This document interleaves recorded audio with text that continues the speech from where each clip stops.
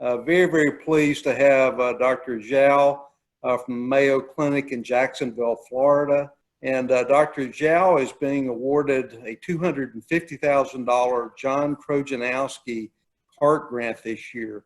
John Krojanowski served as our chair of the selection committee for the past 10 years, did a wonderful job, and he decided he would retire last year and actually help us recruit Dr. Snyder.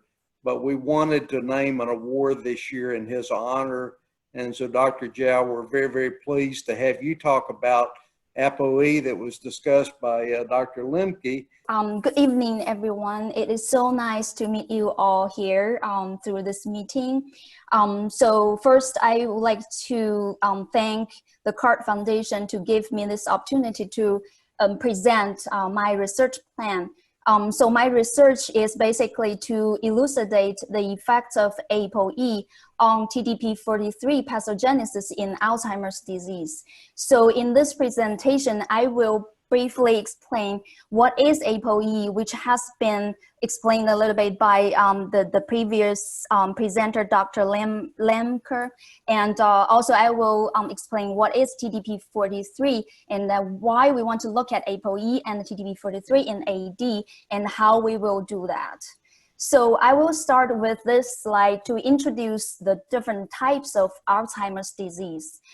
So as most of you know that there are two types of Alzheimer's disease. One is called the familial AD, the other one called the sporadic AD. So only 1% or less of the AD cases are actually familial inherited, which are caused by the gene mutations involving the three genes, which has been explained by Dr. Lemke, which are amyloid precursor protein APP, presenilin 1, PS1, and presenilin 2, PS2. So those group of patients, the symptoms develop before the age of 65, and usually sometimes it start as young as age of 30. While the vast majority of AD cases are actually sporadic. So the symptoms tend to develop after age 65. So usually it's so-called late onset AD. So for this group of late onset AD, the causes are actually not quite known, but we do know that the great risk factor for this late onset AD, which is age and APOE gene. So age is the greatest risk factor for late onset AD. As you can see from this figure, which shows you the percentage of AD patients with aging. For example, 3% of patients at 65 to 74 years old, 17% at age of 75 to 84, and 32% at the age of 85 or older. However, AD is not a normal part of aging, and older age alone is not sufficient to cause AD. So it is well known that APOE4 gene is actually the strongest genetic risk factor for AD. So what is APOE? So APOE, the full name is apolipoprotein E.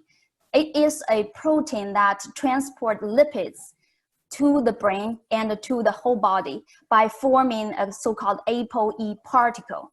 So here shows you the structure of the APOE particle, how this particle has been packaged. So you can tell that in the center of this particle are the lipids called cholesterol ester and the triglycerides. And this center of the lipid particle is actually hydrophobic. So surround the hydrophobic center, this is a membrane of hydrophilic membrane of the particle, which consisting the phospholipids and the free cholesterol and apolipoprotein E.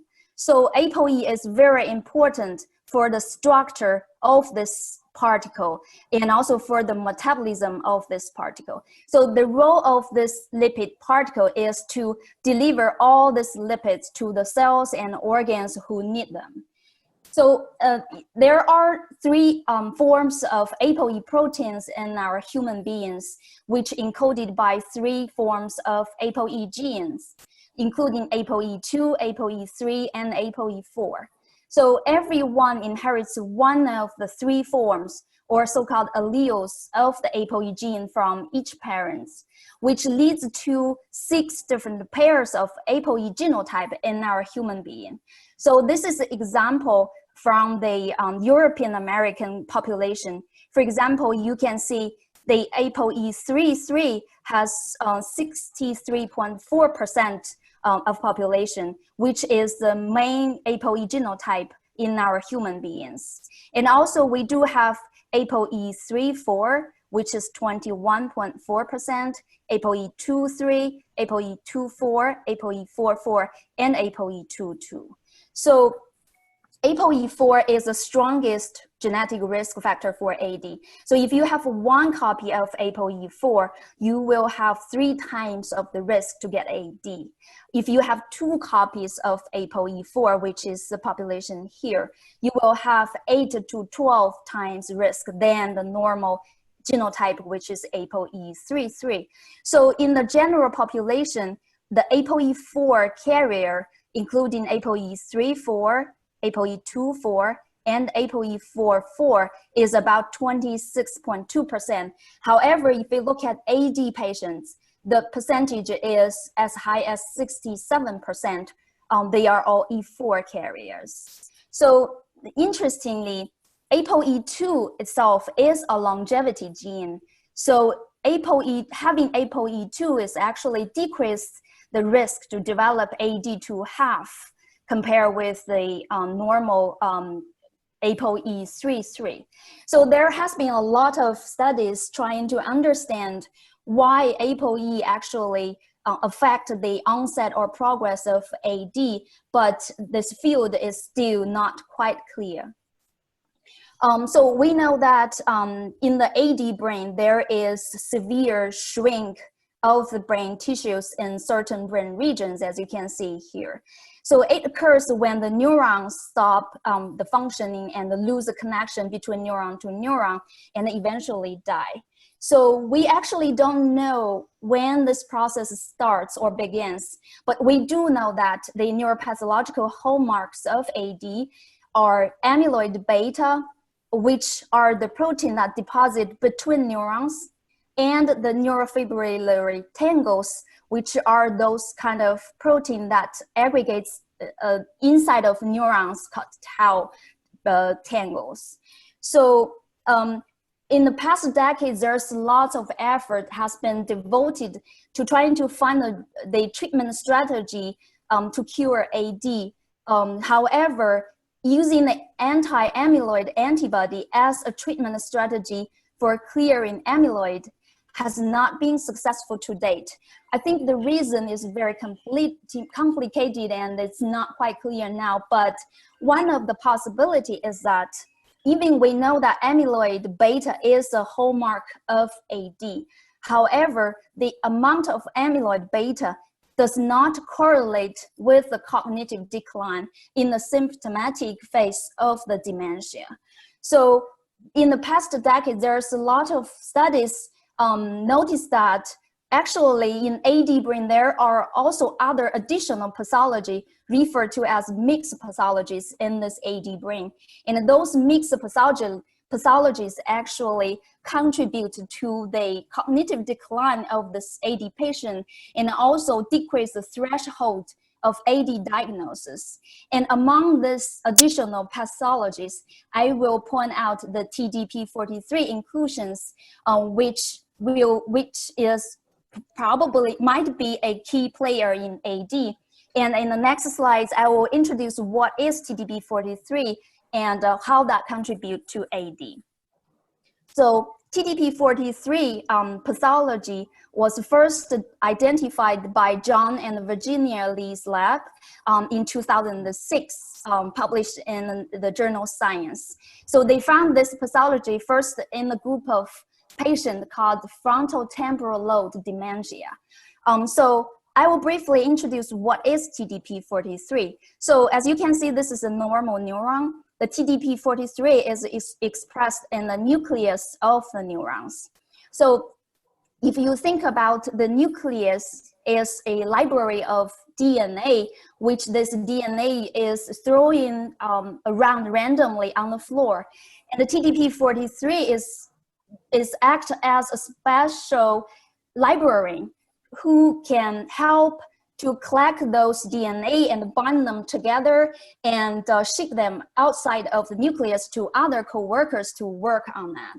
So once TDP-43 is aggregated or form the inclusion outside of the nucleus, the neuron cannot function correctly and will eventually die. So you can see from this right side real image that the brown color showed you the TDP-43 signal, and the blue one is the nuclei. So you can tell there are some normal neurons, for example, this one, that one, for example, those ones with TDP-43 expressed in the nucleus. However, you do see some neurons, for example, this one, you can see that the TDP-43 form inclusions outside of the nucleus, which will cause problem in this brain. So after TDP-43 was identified, so people have found that actually in AD brain or the aging brain, TDP-43 has a key role in the development of AD or aging. For example, up to 65% of AD brains have TDP-43 pathology, and actually about 20 to 50% of aged brains when the age above 80, they all have TDP-43 pathology. And this TDP-43 positive subjects are 10 times more likely to be cognitive impaired. And the TDP-43 is an important factor in the AD clinical features. And more interestingly, the APOE4 looks like linked to TDP-43 pathology in AD. So the APOE4 frequency is increased in TDP-43 positive AD cases. And also, it looks like APOE4 is associated with the severe TDP-43 pathology in AD.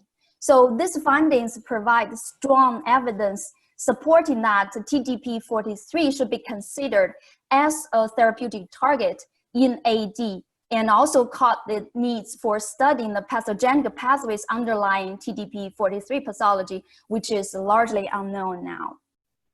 So the overall goal of this study is to validate and explore the association of APOE4, APOE, and TDP-43 pathology in AD using different model systems. So we have planned to use 3 different model systems. So the first one is animal models. The second aim is to use the human brains, and the third aim to use the human-derived cell models. So I will explain one aim by how we are going to do this. So in aim 1, we're going to examine the effects of APOE on TDP-43 using the animal models. So as you have heard, so now in our field, we have very good AD transgenic mice, which can have amyloid deposit in the brain. We also have this animal expressing the different human APOE genes, including APOE2, APOE3, or APOE4. We already get the transgenic animals. And now we want to introduce human TDP-43 into this animal model. So we are going to use the technique called AAV, mediated gene expression approach. So AAV is a small virus. The AAV actually can be engineered to carry the DNA which we want to deliver into the cells. So in this case, it will be human TDP-43. So we will engineer the TDP-43 into this AAV and then inject this AAV virus into the mouse brain. So once injected, AAV can enter into the cells and then deliver the TDP-43 DNA to the nucleus of the neuron and allow this neuron to express human TDP-43. So this is the a preliminary result we get. So this is from our mouse brain. So after AAV TDP-43 injection, we look at the expression of the TDP-43. So you can tell the red color indicates the human TDP-43, and the purple one is the nucleus of the neurons. So you can see there are two neurons in this field, and they all expressed TDP-43. With one of the neuron, you can see TDP-43 in the nucleus, and another neuron is not in the nucleus, is outside of nucleus, implying that this neuron might go to the process of TDP-43 inclusions. So with this technique, we are going to inject the AAV TDP-43 into our transgenic animals, as I mentioned, carrying the human different APOE genes. And we're going to inject it into the newborn pups or the adult brain. And we're going to look at different behavior tests with these animals, including the anxiety, including the learning and memory, and including the motor coordination functions. Eventually, we're going to harvest these animals and to look at what happened in the brain and what's the pathology in the brain. So this is about aim 1. So in aim 2, we are going to look at what actually happened in the human brain by using the donated human brains in our Mayo Clinic brain bank, which led by Dr. Dennis Dixon here. So we want to look at the AD brains with different APOE forms, and we want to look at multiple brain regions and to see how the APOE actually affect the TDP-43 pathologies by using the immunostaining method and also other biochemical methods. So the next aim in aim 3, we want to look at the effects using another different model, so-called iPSC-derived human models. So the iPSC is actually in 2006, a Japanese scientist found that even for the adult cells, if you add 4 different genes into the adult cells, you can actually reprogram the cells into a so-called stem cells. This stem cells has the pluripotent, so it can be differentiated into different cells. For example, they can be differentiated into the brain cells, liver cells, muscle cells, or the heart cells, or etc. So based on this technique, in 2013, so in Nature, so they found that actually the iPSC cells can derive this kind of 3D structure of mini brain, also called organoid, cerebral organoid, as you can tell here. So this cerebral organoid, so-called mini brain in the dish, actually recapitulate a lot of key features of the human brain, you can tell from the structures. So now our lab has established this method so we can grow our own organoid using the iPSC cells. So you can tell this is a ventricle zone that you can see in this cerebral organoid, which mimics what happened in the human brain.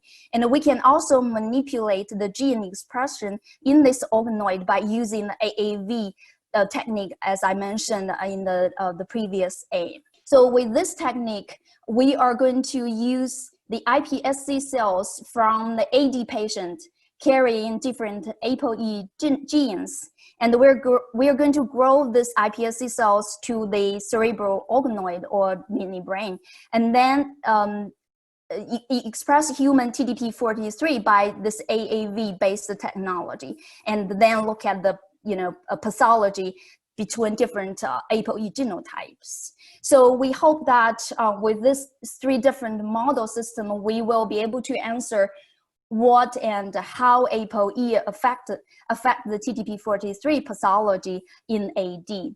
But as we all know that AD is a very complicated disease. So moving forward, I think it's essential to look at the pathomechanism by not only by using one way, but use the technique called omics, which is multi-dimensional analysis of the pathogenesis, start from the gene expression, protein, lipid, metabolites, and to see what's going on in the AD brain. And once the top targets or pathway is identified, then we can target that specific pathway in the animal models and to do the functional validation and eventually figure out the therapeutic targets. So with that, I would like to thank a lot of people here, including my postdoc mentor and our department chair, Dr. Guo Junbu, who is an APOE biologist. I had conducted 5 years of postdoc in his lab learning about APOE biology and pathobiology. So thank Dr. Dixon, who provide us the human brains. So Axel and Julia are the two students working with me on this project, and Dr. Koga is working on assessing the human brain TDP-43 pathology. And Qiao, Yuka, Yixin is helping with the animal models. Nancy is working on the iPSC cells, and Man Ling from Mayo Clinic Rochester helping us to package the AAV TDP-43. And also I would like to thank Dr. Goforth for your guidance during the grant application process, and thanks, Bill, for making sure this presentation is easier to understand, and thank the CART Foundation to support my research. And this is our lab, and this is me. Thank you all for your attention. Thanks. I was so pleased to see in your presentation that Dr. Krojanowski is the one who first found TDP-43. So I think it's very appropriate that you received the John Krojanowski Honorary CART Award this year, and so congratulations. Are there lifestyle issues that you are looking at, as in heart issues, diabetes, anything like that that could be controlled? We actually, in our lab, we have another project going on, is trying to look at how this kind of lifestyle actually affect our brain, the network of our brain. For example, as you mentioned, diabetes, for example, as you mentioned, you know, the high-fat diet or exercise or caloric restriction we are currently doing, and to see how that affect, you know, what's going on in the brain. But this is a very interesting direction, because we know that in some clinical trials, they actually find that the APOE4 patients will be benefit from this kind of lifestyle changing, which can prevent them from develop AD or delay the onset of AD. But we are still working on using some animal models and to trying to understand more. I actually have a friend who was he was running a clinical trial here in Greensboro that was assessing the APOE4 gene. We get, if I'm correct, we get potentially one from either parent. Is that correct? Yeah. And so if we have both of those genes, that was in one of your slides, it shows the risk and how it's multiplied, but that is for early onset. No, that's for late onset. For late onset. Yeah. So early onset, then, when you were talking about familial onset, so, that doesn't have anything to do with the APOE4?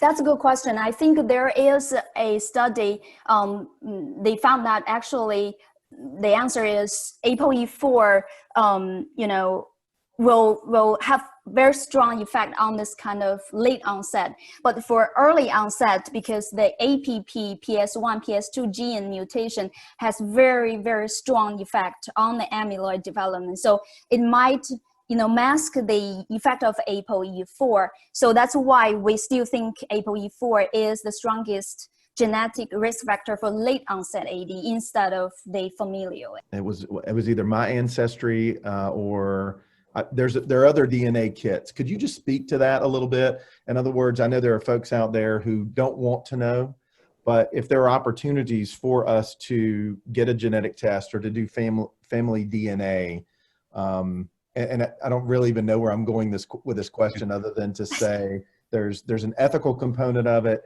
And then what is your opinion on those tests?